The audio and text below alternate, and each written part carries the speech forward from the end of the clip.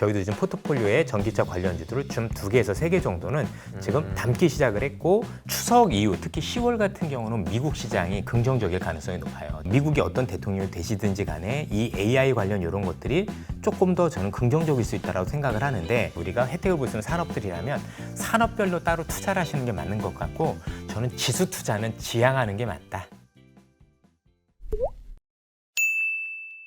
미국과 중국, 일본 경제 얘기는 여기까지 하고 이제 본격적으로 우리 주식시장 얘기를 해보겠습니다. 아, 정말 최근 들어서 맥을 못 추고 있는데 원래 역사적으로 9월이 좀 주식시장이 안 좋다고는 하지만 참 이렇게 좀 슬퍼하는 분들이 많아요. 너무 많죠. 근데 일단 이유는 뭐라고 보십니까? 사실 한두 가지 이유는 아닙니다. 먼저 이제 큰 틀에서 놓고 보면 중국 경제 부진이 많이 발목을 잡아요. 사실 우리나라 주가 지수가 놓고 보면 미국하고 궤는 같습니다. 그런데 움직이는 정도의 차이가 있는 게 뭐냐면 이번에 미국이 굉장히 좋아서 우리나라 주식시장에서도 미국 수출 비중이 높은 기업들은 주가가 좋았어요. 반면에 중국에 대한 수출 비중이 여전히 높거든요. 큰 차이는 없지만 중국에 너무 안 좋다 보니까 중국에 관련된 기업들은 부진하면서 즉 미국과 관련된 기업들은 좋았지만 중국과 관련 기업들은 부진하면서 이걸 합해보면 지수는 안 움직이는 역할들이 됐었던 거예요.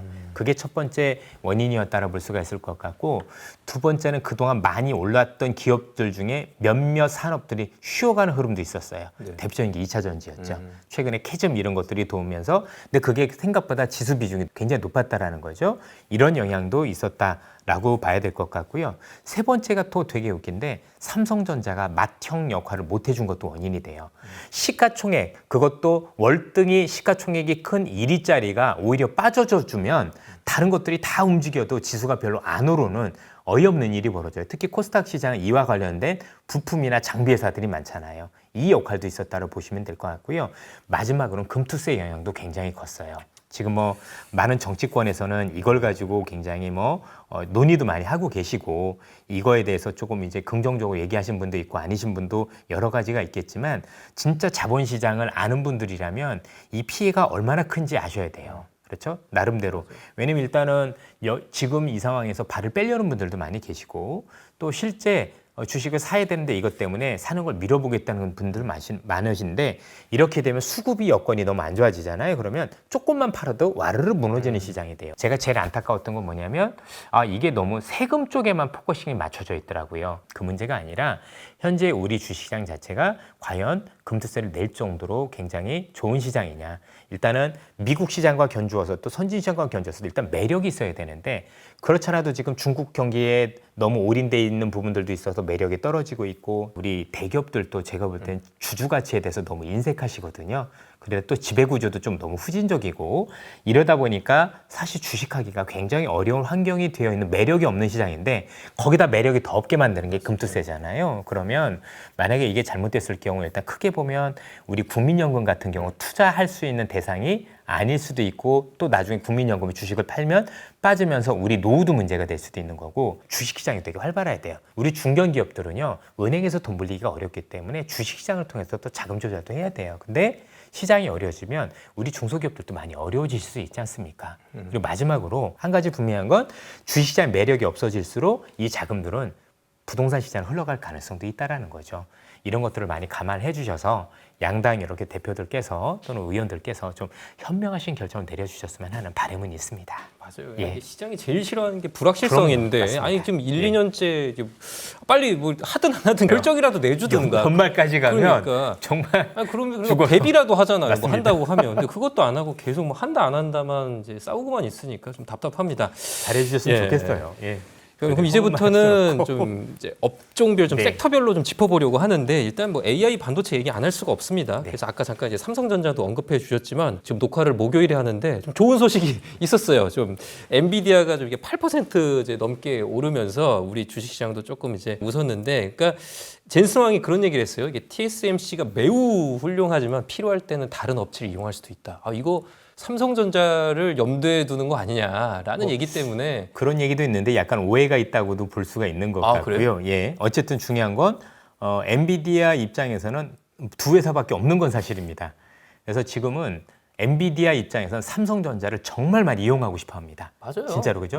진짜 삼성전자한테 조금만 잘해 내가 정말 다 줄게 이러고 있거든요. 근데 지금 전자가 못 하고 있는 거예요. 그러니까 예. TSMC한테만 받으면은 엔비디아 입장에서도 좀 위험성이 있으니까 좀 다양하게 공급받고 싶은 거 아니에요. 그리고 가격 경쟁력도 되고요. 그렇다면 엔비디아는 이제 여기에 대해서도 여러 가지 그 의견들이 있잖아요. 힘이 뭐 빠지고 있다. 또 미국에서도 그 반독점으로 그 소송이 좀 벌어지고 있잖아요. 또 그런 것 때문에 힘이 빠졌다는 의견도 있고 그럼에도 불구하고 더 간다. 뭐 이제 시작이다라는 의견도 있는데 이사님께서는 좀 어떤 좀 의견이십니까? 사실 일단은 이게 엔비디아 하나로 국한하는 건 조금 그렇고 저는 AI 산업이 그죠. 초기 단계라고 보고 있어요. 예. 보통 이제 이 AI와 관련해서 많이 말씀을 주실 때 시스코라는 예전에 1999년에 있었던 통신 장비 업체하고 비교를 많이 해주시거든요. 그때 그 기업이 1년 동안 정말 많이 오르고 정말 처절하게 많이 빠졌다 이런 말씀을 주시는데 그 비교를 조금 해드리면 일단 엔비디아는 지금 어제 기준으로 12개월 포워드 기준으로 하면 PR이라는 게 30배 정도 됩니다. 네. 30배면 뭐 생각에 따라서는 비싸 보일 수도 있는데 우리나라 제약 반도체 애들이 제약 업종들이 보통 30배 받으면 뭐 비싸다라고 얘기하기는 좀 애매한 수준이 있는 것 같아요. 그러니까 비싸다라면 비싼 것 같은데 그 정도는 아닌 거죠. 참고로 이 시스코 시스템즈는 1999년에 비쌀 때 200배까지 갔었어요. PR이. 그리고 실제 꺾일 땐 120배였었고요. 만약에 그걸 비슷하게 본다라면 그거에 비해서는 정말 비싼 수준은 아니다라고 봐야 되겠죠. 두 번째는 이 시스코 시스템즈가 빠졌을 때는 99년에 컴퓨터, 우리가 PC, 개인용 PC 보급률이 전 세계 70%까지 올라갔을 때 쉽게 얘기하면 살 사람 다 샀고 인터넷 환경이 다 깔렸다. 근데 이 AI는 지금도 유료로 쓰는 분들이 10%가 안 돼요. 그래서 보급률 기준으로 보면 10%대 초반이라고 보면 보통 이런 새로운 산업들 같은 경우는 점유율이 60, 70% 올라올 때가 성장하는데 아직 그렇지 않다는 점에서도 다르지 않을까라는 생각을 하고 마지막으로는 이 시스코 시스템즈만 만든 게 아니라 많은 회사들이 다 만들었어요. 근데 지금도 말씀하셨죠. 엔비디아는 독점이잖아요. 그러니까 반독점도 얘기가 나오는 거죠. 나밖에 못 만들고 있는데 사실은 이 기업이 부른 만큼 가는 거 아닐까요? 그래서 저는 제 생각이 틀릴 수도 있습니다. 근데 저 개인적으로 생각을 하면 여기가 끝이 아닌 것 같아요. 예, 조금 더 갈 가능성이 높다. 조금 이제 뭐 그동안 많이 올라서 쉬어가기도 하고 기간 조정도 있겠지만 저는 현 수준이 끝은 아닐 거다라고 생각을 하고 있습니다. 그리고 이런 것들이 되면서 결국 AI 비즈니스 모델이 만들어지면 또 AI 비즈니스 모델과 관련된 AI 관련 기업들도 새롭게 제가 볼 때는 주도주로 나타날 수 있겠다라고 생각을 합니다.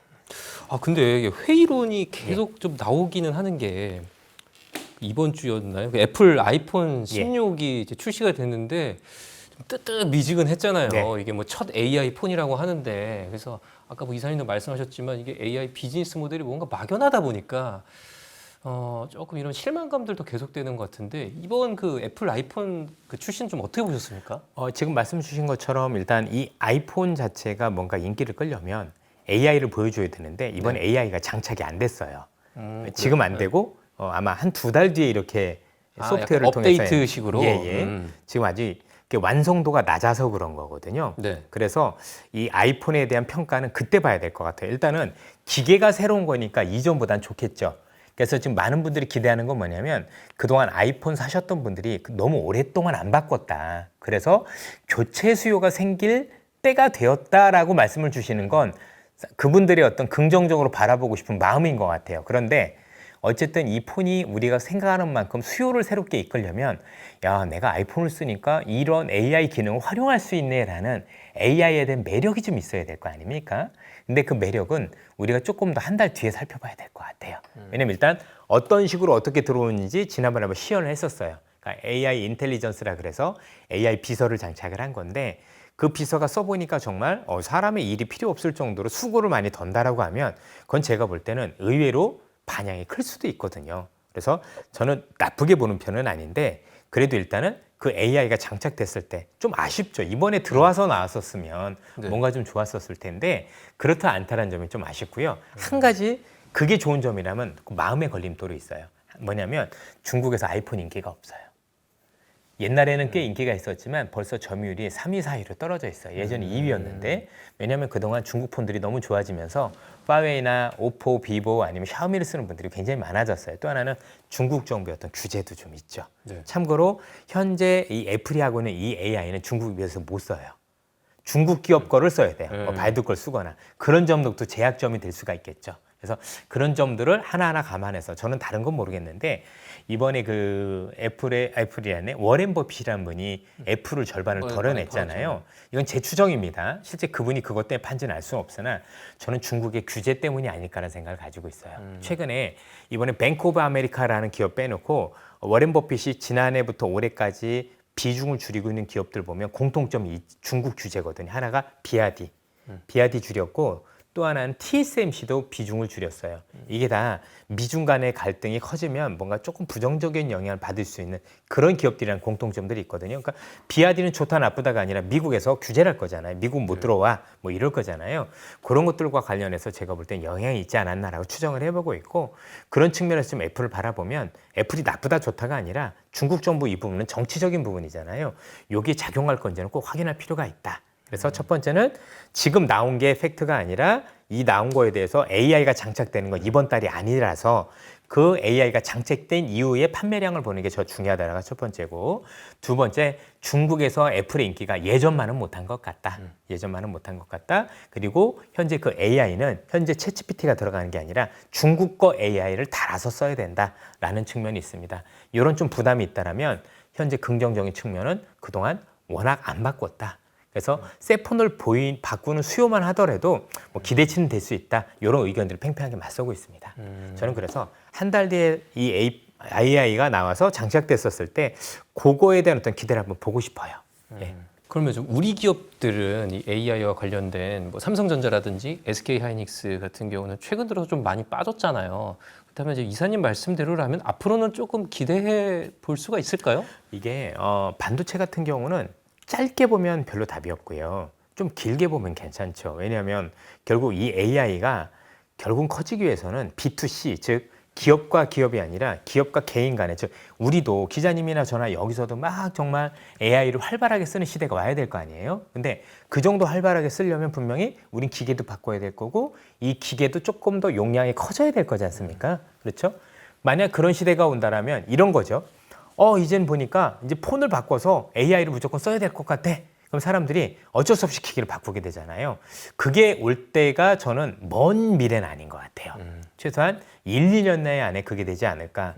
그러면 저는 지금 당장은 우리나라 반도체 관련 기업들이 주도는 아니라고 생각을 해요. 근데 그런 어떤 그림을 깔고 간다라면 지금 가격에서는 저는 굳이 발 필요는 없어 보이는 거 아닌가. 이 정도 빠졌으면 뭐 부정적인 부분은 반영이 됐고 그를 위해서 길게 뭔가 보는 거는 나쁘지 않을 것 같다 정도로 말씀드릴 수 있을 것 같아요. 어찌 보면 그런 또 비즈니스 모델을 테슬라가 또 보여주지 않을까라는 또 생각도 하고, 네, 왜냐면 이제 로봇을 하고 하니까 생각보다 빠를 수 있는 게 많은 분들이 야 AI 비즈니스 모델이 언제 나와 그러는데 이미 생각보다 많은 모델들이 나와요. 좀 불편한 얘기지만 딥페이크가 대표적이에요. 딥페이크도 비즈니스 모델이죠. 나쁘게 쓰여서 문제인 거예요. 그렇죠? 이것도 마찬가지인 거고 또 하나는 지금 말씀 주신 것처럼 로봇택시 아니면 그냥 로봇가 자율주행도 될 거고 이게 다 AI 기반이란 말이에요. 근데 이런 것들이 만약에 일단 제대로 나와서 이게 되겠네라고 하면 시장은 그걸 먼저 반영을 해요. 그러면 되겠나라는 게 나오는 순간 앞으로 전 세계는 이렇게 바뀔 거예요라는 기대를 깔고 그때부터 그 관련 기업들의 주가를 현재 미리 땡겨주는 역할들을 하거든요. 그게 잘하면 내년이 될 수도 있고 그 내년이 된다면 우리나라 반도체 주가도 부정적으로 바라보실 필요는 없을 것 같아요.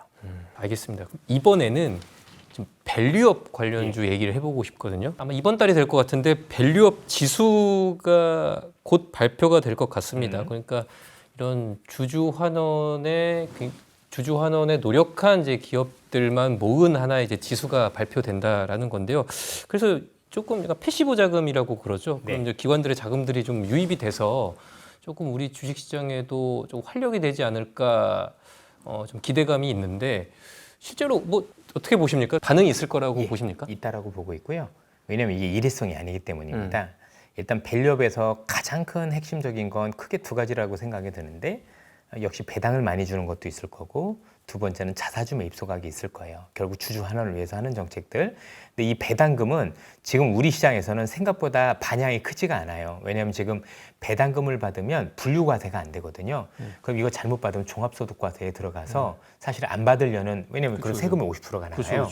그래서 안 받으려는 어떤 부분들도 있고, 미국 같은 경우 주가가 좋은 게 자사주 매입 소각이 많아서 그래요. 미국은 전통, 우리나라는 그러니까 주식시장이 주식 숫자가 줄어드는 게 아니라 유상증자하고 전환사채 발행해서 숫자가 계속 늘었다면 미국은 올라온 기업보다 자사주 매입 소각에서 빠져나간 주식이 더 많아요. 그러면 이렇게 생각해 보시면 좋을 거예요. 첫 번째는 기업들 중에서 우리가 밸류업과 관련된 기업 중에서 매력적인 기업은 앞으로도 지속적으로 자사주를 사서 소각할 수 있는 기업이 유리하겠죠.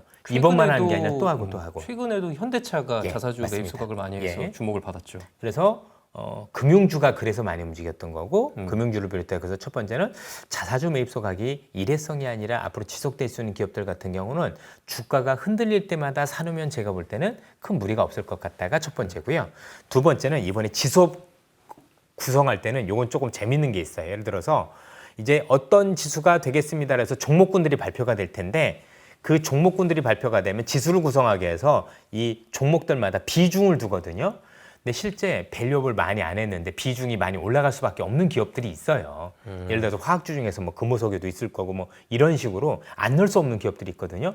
이런 기업들은 자동적으로 그 지수에 편입되면서 사실은 그 편입 효과 때문에 올라가는, 뭐 우리 보통 보면 요즘 얘가 이번에 MSCI 지수에 들어간다면서 올리는 거하고 똑같은 사례들이 벌어질 수 있는 기업들이 생각보다 많이 있을 것 같아요. 그래서 일단 보셔야 되는 게 뭐냐면, 이 지수가 구성될 때 어떤 지수에 비해서, 그러니까 자기네 회사에 비해서 비중이 좀 높아지는 애들, 이런 애들 좀 잘 보실 필요가 있고, 또 이걸로 ETF를 많이 만들 건데 ETF 만들 때 각사마다 어느 기업을 비중 있게 넣는다. 그럼 그 기업들은 의외로 주가 상승 탄력이 클 수도 있겠습니다. 우리가 흔히 그 밸류업 종목 업종이라고 하면은 뭐 통신, 뭐 금융, 보험, 유통 이런 업종으로 알고 있는데, 그럼 이런 밸류업 그 종목을 찾을 때 어떤 기준으로 찾는 게 좋아요? 가장 중요한 게 일단은 주주의 의지가 제일 중요하죠. 결국 밸류업이라는 건 정부가 일단은 권고를 하지만 어쨌든 밸류업이라는 걸 실시하는 거는 오너의 마음인 거지 않습니까? 그 오너들이 정말 진정성을 가지고 앞으로도 주주 환원을 지속적으로 할 수 있는 사람인 거냐가 첫 번째. 근데 그 진정성을 우리가 알아보기엔 너무 어렵잖아요. 의외로 그럼 아까 현대차도 말씀을 주셨지만 저는 정의선 회장님 진정성이 보이세요. 예, 나름대로. 저는 그런데 삼성전자는 이건 저 개인적인 생각입니다. 하는 게 맞는 건 아니라고 봐요. 왜냐하면 이 기업은 우리한테 밸류업을 해주는 것보다 그 돈으로 정말 제대로 투자를 해서 정말 제대로 된 기술력을 보여주는 게 전 제대로 된 밸류업이라고 보거든요. 이게 투자하는 기업과 그렇지 않은 기업은 조금 좀 가릴 필요가 있다고 생각을 많이 하고 있고요. 그리고 또 하나는 기업들의 재무제표를 봐야 되겠죠. 그러니까 유보 현금이 많아야 되겠죠. 그렇죠. 만약에 기업들이 허접한데 돈도 없는데 빚 땡겨서 하는 기업들 한다라고 하면 그건 거짓말이라고 보셔야 될 것 같고, 이익의 안정성이 되게 높고 그 이익의 안정성에서 가지고 있는 현금, 즉 유보가 많으면 그 가능성이 높은데 실제 오너가 그런 의지를 가지고 있다라면 제가 볼 땐 진정성을 가지고 접근하셔도 될 것 같습니다. 알겠습니다. 그러면은 이제 다음 업종 얘기해 보고 싶은 게 우리 주주들의 아픈 손가락이죠. 2차 전지 이제 배터리인데, 지금 중국에서는 싼 전기차 만들어서 이제 다른 나라로 이제 엄청나게 팔고 있고. 제가 타봤는데 너무 싸요. 그래요? 많은 분들이 뭐 중국 전기차의 품질에 대해서는 이견들이 있으세요. 근데 하나는 이견이 없으실 거예요. 왜 이렇게 싸? 중국에서 타보셨 어떠셨어요? 상하이 기준으로는요, 60%가 전기차예요. 타보면 그랜저보다 승차감 좋아요. 그래요? 그럼요. 안 타보신 분들이 그런 얘기하는 거예요. 그럼 굉장히 잘 만드는 거네요? 그러니까 충격인 거예요. 근데 물론 나중에 그 품질은 못하지만 모르지만 실제 생각보다 좋아요. 예. 그래서 무서운 거예요. 야, 저 차를 이 가격에 만들었어가 중요한 거예요. 그렇다면 우리 기업 입장에서 어떠세요? 우리 2차 전지 기업들 입장에서는 그렇게 중국이 전기차 잘 만드는 게 좋은 일입니까? 나쁜 일입니까? 어차피 배터리는 차를 만드는 건 자동차 회사들이 따로 있는 거고, 우리 배터리를 쓸 거냐 안 쓸 거냐의 문제인 건데, 중국 애들이 우리 배터리를 쓸 가능성은 없겠죠. 그러니까요. 예. 저는 중국 애들이 더 싸게 만드는 것 자체가 우리한테 부정적으로 보여지진 않아요. 자, 그것 때문에 지금까지 빠져온 건 맞아요. 네. 그런데 왜 부정적이 않냐면 그래서 미국이나 유럽은 규제할 거니까요. 미국이나 유럽의 입장에서 놓고 보면 우리와 마찬가지로 그 가격을 감당해낼 수가 있을까요? 그래서 지금 바이든 대통령도 중국산 전기차에 대해서 100% 관세를 매긴 거잖아요. 근데 제가 보기엔 만약에 중국제를 다 받아들이면 많은 분들이 그렇게 생각하세요. 미국에서 중국차가 팔릴 것 같아? 팔려요. 어떻게 팔리냐면 거기에 중국인들이 너무 많아요. 이전에 있었던 미국인들은 안 살 수 있는지 모르겠지만 차이니즈들은 살 거 아니에요. 그 수요가 적지 않아요. 맞아. 그리고 미국이 그쵸? 중국에 관세 부과해도 아마 100%막 부과한다고 그래도 살 것 그러는데 같아요. 100% 부과해도 미국 거보다 싸다니까요. 예. 그래서 살 것 같거든요. 네. 중국인들이 사면 사람들이 착각해, 돌아다니네 이럴 수도 있잖아요. 그래서 제 생각이 뭐냐면 만약에 중국차가 들어오면 너무 가격이 싸서 사실 미국도 다른 나라들도 자동차 산업에 대해 부정적인 영향이 예상되잖아요. 전 그래서 앞으로 장벽을 더 높일 것 같아요. 그래서 중국제를 못 돌아오게 도록. 왜냐하면 중국은 저렇게 싸게 살 때 그 기술력도 있지만 기술력보다 더 중요한 건 중국 정부가 너무 밀어줬거든요. 그럼 불공정한 거잖아요. 그럼 저도 제가 생각해도 중국 제품을 저는 막는 게 맞다라고 생각을 하고 그러면 그 자리를 우리가 저는 들어갈 수 있다라고 생각을 해요. 기본적으로. 그리고 지금 미국에 있는 자동차들도 그렇고 지금 전기차와 관련해서는 워낙 부정적인 인식들이 많았지만 최근에 그게 반전되고 있어요. 예컨대 독일이 폴스바겐이 어려워지다 보니까 전기차 보조금을 다시 주기 시작했다던가 아니면 일단은 전기차가 많이 싸지면서 이제는 전기차에 대한 가격 매력이 높아졌다든가 또 혹시 해리스라는 분이 되면 조금 더 강한 전기차 부양책을 쓸 수도 있다라고 본다라면 지금부터 종목별로는 많이 다릅니다. 모든 종목 이전처럼 다 올라갈 것 같지는 않고요. 종목별로는 이미 바닥을 찍고 올라가는 종목들도 생기기 시작한 것 같아요. 그래서 매력적으로 보고 담아야 될 종목들도 저는 있더라고요, 보니까. 그래서 저희도 지금 포트폴리오에 전기차 관련주들을 좀 2개에서 3개 정도는 지금 담기 시작을 했고 나쁘지 않은 기업들이 생기기 시작했고 지금 뭐 우리가 알고 있는 그런 것들도 있지 않느냐. 그리고 또 하나는 이 전기차가 그동안 잘 안 됐었던 이유들이 있잖아요. 우리가 보통 그걸 장애라고 할 텐데 예. 그 장애를 극복하는 기업들. 예를 들어서 최근에 뭐 전기차가 불나면서 문제가 됐지만 그럼 나중에 불나도 안전하게 할 수 있는 장치를 하는 기업들이 생긴다면 그 기업이 대박이 날 수 있는 거고 두 번째는 전기차가 이제는 서민들이 타려면 저가형 자동차가 나와야 되는데 기자님도 잘 아시지만 저가 자동차가 제일 문제가 차가 작아요. 차가 작으면 배터리도 작아지거든요. 그럼 오래 못 한다는 단점이 있어요. 그러면 여기서 중요한 게 배터리가 작은데 성능을 올릴 수 있는 그런 것들이 있겠죠. 요거 뭐 사람 말씀은 아닌 건데 예를 들어서 실리콘 응급제 같은 걸 사용을 하면 똑같은 배터리 안에서도 용량을 더 구겨 넣을 수 있잖아요. 그러면 규모는 작지만 더 많이 갈 수 있단 말이에요. 이런 걸 극복하는 기술이 있는 기업들 같은 경우 뭐 나중에 전고체가 될 수도 있는 거고 제가 볼 때는 뭔가 지금 시장에 우리가 장애라고 생각하는 건 이거야라는 걸 찍어놓고요. 이 기업이 그 장애를 극복하는 기업이야라고 하면 저는 그런 것들은 무조건 담아야 된다고 생각을 해요. 그래서 항상 오히려 악재가 호재가 돼요. 예. 오히려 지금 같은 시기에 뭐 비중을 더 늘려보는 것도 하나의 좋은 전략이 될 수 있다. 종목마다는 다르지만 어쨌든 지금 저는 살만한 종목들이 생기기 시작했다고 생각을 합니다. 예. 알겠습니다. 자, 그러면 다음 이제 업종으로 최근에 그 유한양행의 렉나자가 굉장히 화제였잖아요. 또 미국에서는 또 생물보안법이 하원을 통과한 네. 것 같고 이게 중국을 규제하는 거다 보니까 우리에게 반사이익이 또 올 수 있는 거 아니겠습니까? 그래서 앞으로 좀 바이오 전망 좀 좋게 보는 분들 많은데 좀 이사님 생각 듣고 싶습니다. 우선 지금 최근에 제약바이오가 좋은 여러 가지 이유가 있는데요. 당연히 금리가 인하되면 제약바이오 기업들 입장에서는 얘는 자금 조달이 쉽지 않은 기업들이었기 때문에 유리한 측면에서 일단 긍정적이다를 볼 수 있을 것 같고요. 또 하나는 그 이전에 제약바이오와 관련해서 수많은 연구 개발이 있었는데 코로나 때 임상실험을 하나도 못했어요. 그래서 지금 그 임상실험이 한꺼번에 다 쏟아져 나오면서 신약 좋은 것들이 글로벌 시장에서 많아지면서 좋아진 것도 일단은 영향이 있다. 이렇게 보셔야 되고요. 많은 분들이 그걸 많이 까먹고 계시더라고요. 세 번째는 우리나라 기업들이 레벨업이 많이 됐어요. 제가 애널리스트 생활을 오래 하면서 우리나라 바이오 기업들 보면 정말 믿을 수 없다. 말도 안 되는 맨날 뻥을 가지고 뭐 할 것처럼 하고 맨날 비행기 탔다, 뭐 했다라고 하면서 했었는데 지금 올라가고 있는 기업들은 기술력이 확실히 뒷받침이 됐어요. 그러니까 내가 이 기술력이 있다라고 얘기를 한 게 아니라 여러분들께서 기술력이 있다 없다의 가장 큰 핵심은 뭐냐면 미국에 있는 흔히 얘기하는 빅파마라고 부르죠. 그렇죠? 가장 큰 그러니까 대형 제약 업체들이 우리나라 기술을 사가면 그건 진짜예요. 근데 그런 기업들이 대표적인 게 얀센이 가져간 이 렉나자라는 거잖아요. 그죠? 그러면 이런 것들부터 시작을 해서 지금 생각보다 많은 기업들이 지금 기술을 외국 기업에 이전하고 있어요. 이것도 하나도 아니고 여러 기업들이. 그리고 그 기업들은 지금 주가 레벨업이 많이 되고 있거든요. 최근에는 되는 기업과 안 되는 기업이 확연하게 갈라지기 시작했어요. 그리고 되는 기업들은 실제로 보여줬어요. 외국 기업에 라이센스 아웃을 하고. 또 하나 우리나라 기업들이 재밌는 건 뭐냐면 일단 렉나자 같은 경우는 우리나라 역사상 처음으로 암이라는 걸 정복할 수 있는 약을 FDA 승인을 받은 게 굉장히 핵심적인 거고, 나머지 부분에서 우리나라 기업들이 되게 잘하는 건 뭐냐면 기존에 있던 약이 효능을 더 좋게 만들어주는 역할을 되게 잘하는 쪽에 기술이 많이 돼 있어요. 대표적인 게 뭐냐면 ADC라 그래서 표적 항암제 뭐 이런 것들도 있는데요. 들어봤어요. 예, 네. 예를 들어서 이게 되게 중요한 게 뭐냐면 표적 항암제라는 건 뭐냐면 이게 항암제가 암 세포를 못 찾아요. 그 다른 세포들도 다 같이 네, 다 같이 죽여버리고 죽이는데. 그런 게 있어. 예. 네. 그래서 여러분들 옛날에 항암제를 맞으면 머리도 빠지고 구토해서 막 그랬었던 거거든요. 그게 옛날에 1세대 항암제예요. 저는 암에 걸려봐서 아는 거예요. 여기 목 자른 자국 있잖아요. 네. 그래서 잘 극복하셨죠. 남들처럼 뭐 들은 게 아니라 저는 제가 직접 다 해봤고 맞아봤기 때문에 여러분들한테 말씀을 드릴 수 있는 거고, ADC 뭐냐면 요게 암세포만 가서 죽여요.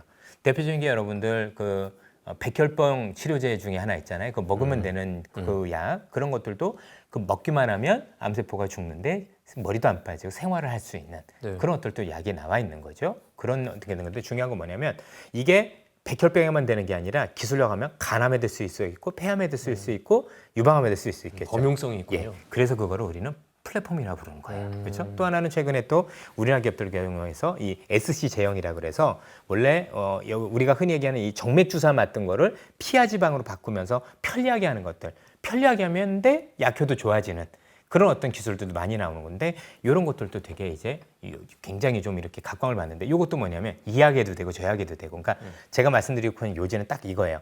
기술이 되게 좋은데 이게 한 약에만 적용되는 게 아니라 여러 약에 동시 적용될 수 있는데 적용될 때마다 몇 천억에서 수조 원씩 돈을 받아요. 그렇죠? 근데 전 제약바이오는 좀 어렵다는 생각이 들거든요. 왜냐면 이게 이거 이상까지 갔다, 3상까지 갔다, 뭐 FDA 승인 받았다 이런 뉴스들이 쏟아지는데, 이런 초보 투자자 입장에서 이 제약바이오를 생각보다 쉽게 만들 수 있는 방법을 말씀드릴게요. 우리가 보통 신약을 개발하면 제일 먼저 후보 물질이라는 걸 개발을 하고, 후보 물질을 개발한 걸 가지고 먼저 동물 실험을 해요. 그걸 전임상이라고 불러요. 그래서 동물한테 했더니 효과가 있다더라 하면 좀 죽어가는 사람들한테 하는 게 임상 1상이에요. 왜냐면 임상 1상은 아무래도 좀 나는 이거 한번 맞아보고 뭐 어차피 쉽지 않은데 이거라도 맞아볼래 이런 분들이 계실 거 아니에요. 그런 분들을 대상으로 좀 항암제 같은 경우는 했다가 이게 효능이 있으면 그 뒤부터 임상 2상은 조금 더 그거보다 많은 사람들한테 용법을 하기 위해서, 예를 들어서 뭐 하루에 3번 먹는다, 그 약효 8시간 간다는 얘기잖아요. 요 용법을 위해서 2상을 해요. 그 정도면 약이 어느 정도 완성이 되거든요. 문제는 이걸 가지고 임상 3상을 하는데, 임상 3상은 더 많은 사람들한테 적용을 해야 되는데 그 비용이 전체 약 개발하는 데서 거의 70~80%예요.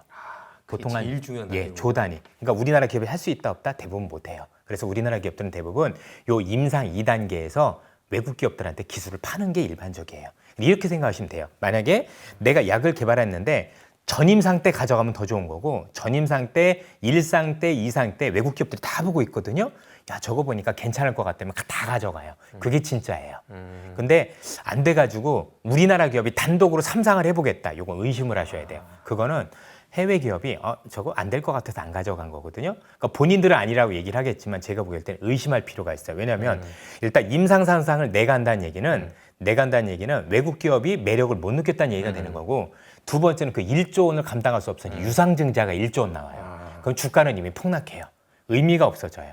그래서 그냥 쉽게 앞서 말씀드린 그 단계 내에서 외국 기업이 매력을 느끼고 다 가져간다. 요 렉나자도 그랬거든요. 그래서 그렇게 조금 보셔도 되지 않을까 싶어요.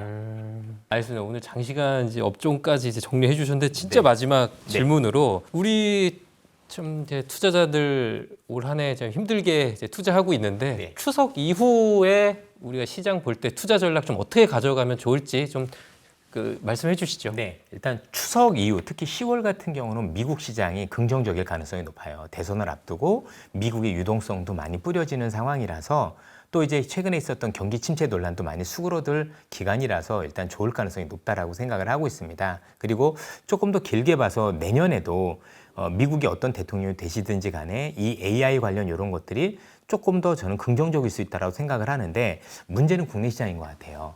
미국 시장이 좋아지는 만큼 국내 시장이 좋아진다라고 말씀드리기가 좀 어려워지는 시장이 되는 것 같아요. 아마 역사상 처음으로 한국 기업이 글로벌 기술 대열에서 이탈하는 느낌? 아시겠지만 우리 지금 우리나라 기업들이 AI 관련해서 일부 반도체 관련 기업들이 인발부돼 있긴 하지만 사실 직접적으로 제대로 하는 기업들이 많은 건 아니잖아요. 그러다 보니까 미국이 좋은 만큼 우리가 꼭 좋다라고 얘기하기가 어려운 부분이 있어요. 두 번째, 이와 파생되는 자율주행이나 로봇도 마찬가지죠. 그것도 대부분 핵심 기업들이 미국에 많이 포진돼 있고 국내 기업들은 생각보다 별로 찾기가 쉽지 않은 것 같아요. 제가 최근 로봇 관련 기업들 탐방을 다녀봐도 우리 아닌데 자꾸 엮지 마세요라는 얘기들도 많이 들을 정도예요. 그러면 미국은 진짜인데 우린 태만 거잖아요. 나중에 이 차이는 커지거든요. 그래서 뭔가 새로운 기술에 대해서 우리 관련 기업들이 많아지지 않는다라는 아쉬움은 좀 있다라는 부분을 말씀드려서 한국 기업은 좀 지수를 보기보다는 그래도 관련 기업들이 좀 있다라면 또 미국과 관련된 새로운 산업 또 아까 말씀드렸었던 중국이 규제를 해줘서 우리가 혜택을 볼 수 있는 산업들이라면 산업별로 따로 투자를 하시는 게 맞는 것 같고 저는 지수 투자는 지양하는 게 맞다. 예, 지수 투자는 재미가 없을 수도 있겠다라는 생각을 가지고 있어요. 그렇습니다. 차라리 예. 종목을 ETF도 섹터는 괜찮겠죠. 그렇죠. 그런 게 조금 더 유리하지 않을까라고 보는 거고 만약에 지수를 투자하는 거라면 한국보다는 미국이 좀 더 유리해지는 건 우리가 부인할 수 없다라는 생각을 가지고 있습니다. 예. 알겠습니다. 이사님 오늘 참 많이 얘기해 주셨는데 우리 추석이 지나고 나면 또 일상이 시작이 될 겁니다. 좀 가족들과 즐거운 시간 보내셨기를 바라겠고요. 또 주식시장에도 또 풍성한 수확의 계절이 오길 바라면서 오늘 저희는 여기서 인사드리도록 하겠습니다. 이사님 오늘 고생 참 많으셨습니다. 감사합니다.